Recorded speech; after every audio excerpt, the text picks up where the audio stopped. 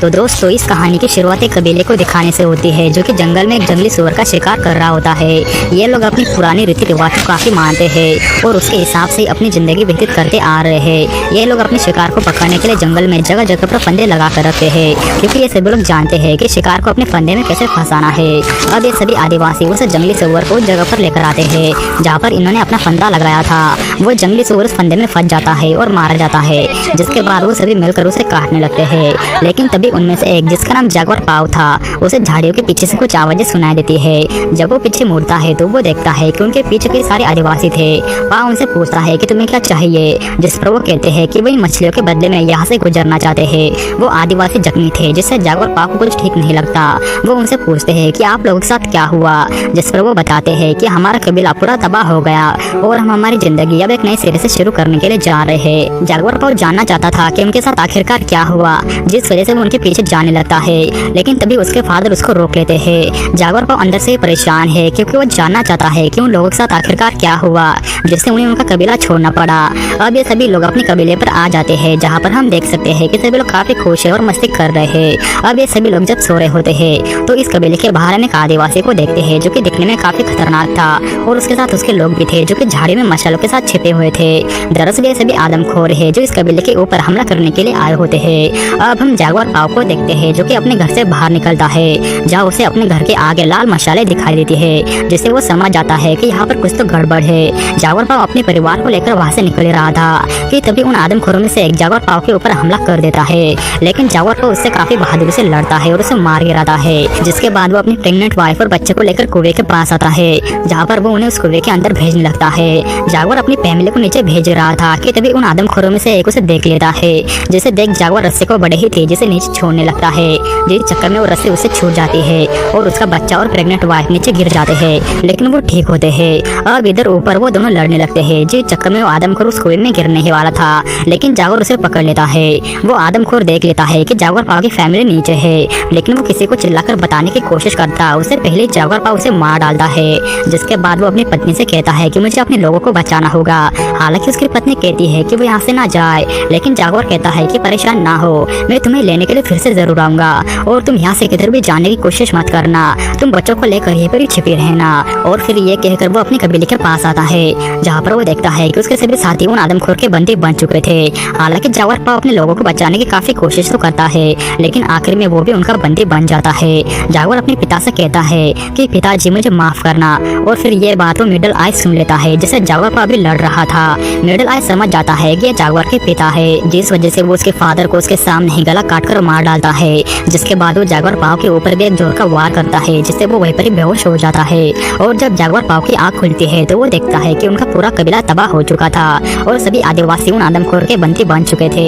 अब उन सभी को खड़ा किया जाता है और एक ही पीछे एक इंसान को बांधकर लंबे सफर के लिए ले जाया जाता है। उन्हें रास्ते में वो लोग भी मिलते हैं जिन लोगों ने इनको मछलियाँ दी थी, जो कि अपनी जिंदगी की नई शुरुआत करने के लिए जा रहे थे। लेकिन अफसोस कि वो आदिवासी भी आदमखोर के हाथों लग चुके थे। अब इन सभी को लंबे सफर के लिए दौड़ाया जाता है, जहाँ सफर के दौरान उन्हें नदियों को पार करना पड़ता है, बड़े बड़े पहाड़ों से गुजरना पड़ता है।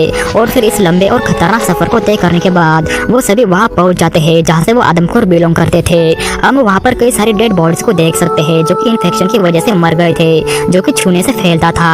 अब वो सभी एक गाँव पहुँचते हैं जहाँ की हालत काफी खराब थी। वहाँ की जमीनें बंजर बन चुकी थी और लोगों से ना चाहते हुए मजदूरी करवाई जा रही थी। लेकिन वो सभी वहाँ पर भी नहीं रुकते, बल्कि थोड़ा आगे आकर वो एक व्यापारी के पास रुकते हैं। व्यापारी सरदार से पूछता है कि कितने आदमी है, तो सरदार बोलता है कि ये मेरा बेटा बताएगा और इस बार पैसे अच्छे खासे मिलने चाहिए। अब इनकी बातों से हम समझ सकते हैं कि यहाँ पर इंसान की बोली होती है, औरतों के जिस्मों की बोली होती है, और इन लोगों ने इन सभी आदिवासियों को यहाँ पर बेचने के लिए लाया होता है। अब औरतों को बेच देने के बाद सभी आदमियों को एक अलग जगह पर लाया जाता है, जहाँ पर उनकी बलि दी जाने वाली थी। अब जागवर पाव उनके ईश्वर के बलि का बकरा बनने ही वाला था, लेकिन तभी सूर्य ग्रहण हो जाता है, जिस कारण हर तरफ अंधेरा छा जाता है। जिसके बाद वो सभी लोग मिलकर अपने ईश्वर को याद करने लगते हैं। और फिर सूर्य ग्रहण हटने के बाद उन सभी लोगों को एक बड़े से ग्राम की तरफ लाया जाता है, जिसकी दूसरी तरफ जंगल था। सरदार कहता है कि तुम सब भागो और अपने घर चले जाओ। जिसके बाद कुछ लोग भागने लगते हैं और फिर पीछे से वो लोग इनके ऊपर तीरों से और भालों से हमला करने लगते हैं, जिसमें उनके कई साथी मारे जाते हैं। अब जागवर भी अपने साथी के साथ भागने लगता है, जिसमें उसका साथी मारा जाता है और जागवर को भी एक तीर लग जाता है, जो कि उसके आर पार हो गया था, लेकिन वो जिंदा था।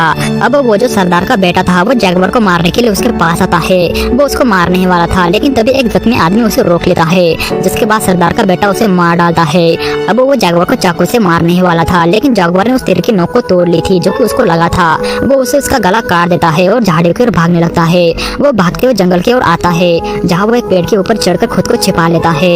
अब यहाँ पर सरदार का बेटा मर चुका था, जिसे देखो सरदार गुस्से से पागल होकर जागवार को जान से मारने के लिए अपने साथी के साथ जंगल की ओर निकल पड़ता है। अब जागवार पास जिस पेड़ पर छिपा था, वहाँ पर एक असली का जागवार आ चुका था, जो उसके पीछे पड़ जाता है। जागवार पाव खुद को बचाने के लिए बड़े ही तेजी के साथ भागने लगता है, जहाँ भागते समय उसे एक सरदार का आदमी देख लेता है, लेकिन वो जागवार पाव को पकड़ता उससे पहले वो जागवार का शिकार हो जाता है। जागवार पाव वहाँ से भाग निकलता है और अब वो सभी लोग उसके पीछे पड़ चुके थे। वो भागते हुए एक बड़े से झरने के पास आता है, जहाँ से रास्ता खत्म हो चुका था, और उस झरने के ऊपर से छलांग लगाना मतलब कि मौत के मुंह में छलांग लगाना, लेकिन उसके पीछे भी मौत थी, जिस कारण वो बिना सोचे समझे उस झरने में छलांग लगा देता है। और अच्छी किस्मत होने की वजह से वो बच भी जाता है और किनारे पर आता है। कबीले का सरदार उसे देख रहा था। अब जागवार उसे चैलेंज करता है कि आ और मुझसे लड़ो, क्योंकि ये मेरा जंगल है। इस जंगल में मेरे दादाजी ने शिकार किया था, मेरे पिताजी ने शिकार किया था, मैंने भी यहाँ पर शिकार किया है और मेरे बच्चे भी यहीं पर शिकार करेंगे। और अगर तुम लोगों में हिम्मत है तो नीचे आओ। सरदार का एक आदमी बोलता है कि सरदार हमें फिर से लौट जाना चाहिए, क्योंकि वहाँ जाना हमारे लिए ठीक नहीं होगा। लेकिन सरदार उसकी बातों को नहीं सुनता, बल्कि उसे चाकू से मार डालता है, जिसके बाद सरदार के एक एक आदमी नीचे कूदने लगते हैं, जिसमें उसका एक साथी मारा भी जाता है। वह सभी तैरते हुए किनारे पर आते हैं और जागवार का पीछा करने लगते हैं। और इधर भागते समय जागवार एक दलदल में गिर जाता है, जिससे उसका दिमाग पूरी तरीके से सुन्न हो जाता है। वो कहता है कि मैं जागवार पाव हूँ और ये मेरा जंगल है, मुझे यहाँ से कोई भी भगा नहीं सकता। जिसके बाद वो इन सभी को एक एक करके अपने शिकार बनाने लगता है। वो सबसे पहले इनके ऊपर कई सारी मधुमक्खियाँ छोड़ता है, जिसके बाद वो मेंढक का जहर निकाल कर एक आदमी को मार गिराता है। अब जागवार के सामने लिटिल आई आता है, जिसने उसके पिता को मार डाला था। उन दोनों के बीच एक हथियार था, जिसे उठाने के लिए वो दोनों उसकी ओर दौड़ने लगते हैं और फिर जागवार उस हथियार को बड़े ही चालाकी से उठा लेता है। लिटिल आई उसके ऊपर वार भी करता है, लेकिन वो अपने वार से चूक जाता है। लेकिन जागवार को अपने वार से नहीं चूकता और उसे मार डालता है। अब वहाँ पर बारिश भी होना शुरू हो जाती है, जहाँ पर उसकी वाइफ और बच्चा अभी भी उस कुएं के अंदर ही थे। वो कुआं पानी से भर रहा था और उसकी पत्नी का पेट दर्द हो रहा था, मतलब कि उसकी डिलीवरी आ गई थी और वो अपने बच्चे को कभी भी जन्म दे सकती थी। जागवार पाव दौड़ते हुए अपनी फैमिली के पास आता है, जहाँ उसकी वाइफ कहती है कि हमें जल्दी से यहाँ से बाहर निकालो। लेकिन सरदार के कुछ आदमी अभी भी उसके पीछे लगे हुए थे, जो उसको मारने के लिए आ रहे थे। जागवार वहाँ से निकल जाता है और सरदार के दो आदमी उसी कुएं के पास आ रुकते हैं, जहाँ पर उसकी वाइफ और बच्चे थे। वो उन दोनों को देख लेते हैं और फिर आदमखोरों का सरदार, जो सबसे खतरनाक है, वो जागवार पाव का पीछा करने लगता है। और जागवार भागते भागते अचानक से रुक जाता है, क्योंकि उसे वहाँ पर कुछ नजर आ गया था। सरदार जागवार को देख लेता है और तीर को उसके आर पार घुसा देता है, जो उसके दिल के थोड़े ही ऊपर जाकर लगता है। लेकिन फिर भी जागवार पाव खड़ा होकर उसे चैलेंज करता है कि आ और मेरे साथ बराबरी की फाइट करो।